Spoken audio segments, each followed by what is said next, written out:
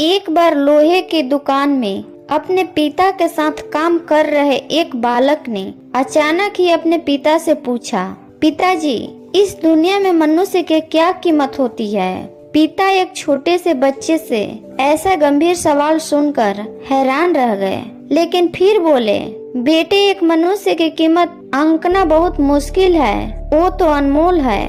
बालक, क्या सभी उतने ही कीमत और महत्वपूर्ण है? पिता, हाँ बेटा।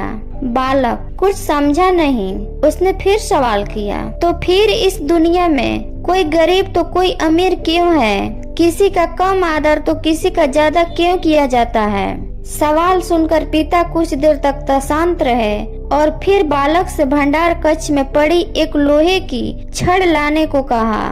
छड़ लाते ही पिता ने पूछा, इसकी क्या कीमत होगी? बालक, 200 रुपये। पिता, अगर मैं इसके बहुत से छोटे छोटे कील बना दूं तो इसकी क्या कीमत हो जाएगी? बालक कुछ देर सोचकर बोला, तब तो ये और महंगा बिकेगा, लगभग 1000 रुपये का।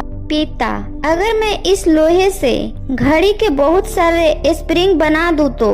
बालक कुछ देर गणना करता रहा और फिर एकदम से उत्साहित होकर बोला, तब तो इसकी कीमत बहुत ज्यादा हो जाएगी। फिर पिता उसे समझाते हुए बोले, तो ठीक इसी तरह मनुष्य की कीमत इसमें नहीं है कि अभी वो क्या है, बल्कि इसमें है कि वो अपने आप को क्या बना सकता है। बालक अपने पिता की बात समझ चुका था। दोस्तों, हमें चाहिए कि हम खुद पर से विश्वास न उठने दें और इस जीवन में आने वाले हर कठिनाइयों का डट कर सामना करें। कई बार हालात हमारे अनुसार नहीं होते हैं, मगर हम इन हालातों में भी बदल सकते हैं अगर हम मनुष्य अपनी असल कीमत पहचान ले तो।